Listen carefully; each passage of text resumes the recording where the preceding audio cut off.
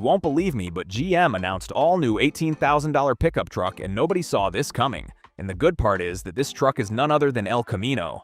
Yeah, they're bringing back the legendary El Camino. And before you picture some rear-wheel drive muscle car with a V8 rumbling under the hood, no, forget that.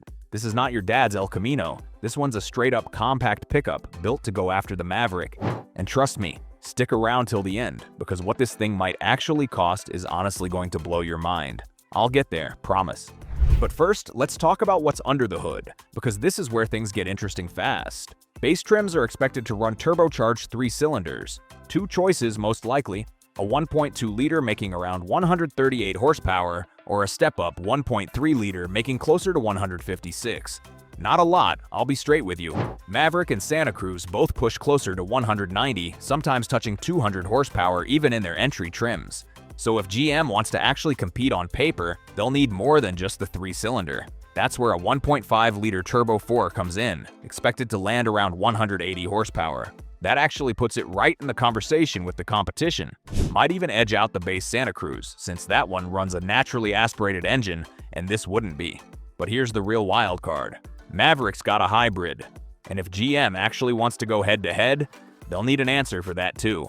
Now, GM hasn't really pushed hybrid tech hard here in the States, but over in China, through their partnership with SAIC, completely different story. There's already a plug-in hybrid Equinox running over there, 179 horsepower, paired with a massive 24.4 kilowatt-hour battery. On the Chinese test cycle, that thing gets almost 96 miles of pure electric range. If the El Camino gets anything close to that kind of setup, we're talking about genuinely groundbreaking range for a hybrid pickup. Nothing else in this class would even come close. And that's the part that actually makes me raise an eyebrow. Because if GM pulls that off, this little truck could out-tech a way more expensive Maverick hybrid in one specific way. Wild, honestly. Okay, let's back up for a second because there's a lot more going on here. For years now, people have been talking about GM bringing this nameplate back. It's kind of become one of those is it ever actually happening rumors, you know? And honestly, GM's earned a bit of a reputation for moving slow lately. The Silverado's updates have been dragging, and when the Colorado finally got its redesign, a lot of folks were like, that's it? That's all we got? So GM being late to this whole compact truck party isn't exactly a shock. Meanwhile, Ford's just been running the table with the Maverick.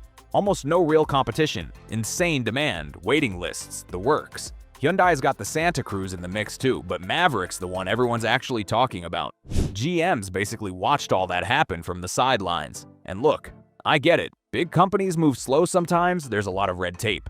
But watching a rival dominate a whole segment with basically zero pushback for this long, that's gotta sting a little. Well, looks like that's about to change. Now let's get into what's actually underneath this thing because it's a pretty big departure from what the El Camino used to be. I remember growing up hearing about the old El Camino. That thing was basically a muscle car with a bed bolted on.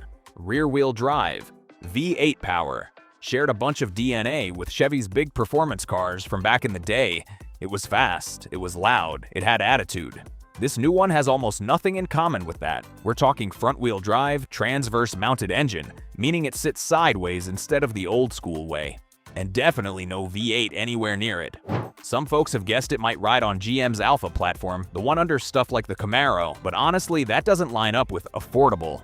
The smarter bet is GM's VSSF platform. That's the same architecture already running a bunch of their small crossovers. It's also what underpins a truck called the Chevy Montana, which GM already sells down in Mexico and South America. If you've never heard of the Montana, don't feel bad. Most people in the US haven't. But that little truck is basically going to be the El Camino's cousin, just scaled up a bit and dressed up nicer for our market. Quick thing to understand here too, this won't be a body-on-frame truck like a full-size pickup. It's unibody. Basically means the body and the frame are one piece instead of 2 separate pieces bolted together. Cars are built that way. Most crossovers too. It's cheaper to build, it's lighter, and it usually rides smoother than a traditional truck. Trade-off is you generally lose some of that heavy-duty towing capability. But for a compact truck aimed at daily driving and light hauling, honestly, that trade-off makes sense. Suspension's expected to be simple too. McPherson struts up front, torsion beam in the back, and they might even throw drum brakes on the rear axle just to shave off cost wherever they can. Nothing exotic, just functional, cheap-to-build stuff. The Montana's front-wheel drive only, by the way. El Camino's expected to follow that same setup as standard, but, and I think this matters to a lot of buyers, all-wheel drive should be available as an option, so you're not totally out of luck if you get bad weather. Now here's the part that's gonna throw people off. This new El Camino is not a coupe. It's not gonna have that low, sporty two-door look the original was famous for. Times changed. People want function now, not just a cool silhouette. So instead, expect a normal-looking compact pickup. Decent ground clearance, real truck proportions, the whole deal. For the styling itself, think Silverado, think Colorado, think Tahoe. That's the design language GM's leaning into everywhere right now, and the El Camino's front end should follow right along. Rugged, but still kind of sharp. Not trying to look like a toy. And honestly, this next part might be my favorite thing about the whole plan: cab configurations. Right now, if you want a Maverick or a Santa Cruz, you get one option: crew cab. That's it. No flexibility. Same story in the midsize class too, really. Outside of the Tacoma and the Frontier, GM's apparently doing the opposite here. Yeah, you'll get a crew cab for people who want the comfy family option, but they're also planning an extended cab and even a single cab version, and both of those get noticeably longer beds than what Maverick or Santa Cruz offer. For reference, Maverick's bed is only about 4.5 feet. Santa Cruz, even smaller than that. So if you actually need to haul long stuff, lumber, ladders, whatever, this could finally be the small truck that makes sense. Inside, keep your expectations in check. This is a budget truck, remember. So we're talking harder, tougher plastic instead of anything soft touch or fancy, kind of the same approach Maverick takes. But don't mistake budget for stripped down. You should still get a real touchscreen, smartphone connectivity, all the stuff people expect from a new vehicle these days. Just don't expect leather seats or some giant wraparound display. Alright, you've made it this far, so here's the number I promised you. Reports are saying this thing could start at $18,000, 18 grand. If that holds up, it wouldn't just be the cheapest truck on the market, it'd be the cheapest new vehicle you can buy in this entire country. Period. Let that sink in for a second, with real bed options and that hybrid tech we talked about potentially down the line. Only catch? You'll need some patience. Reports are saying this thing isn't launching before next year, so there's still a bit of a wait ahead.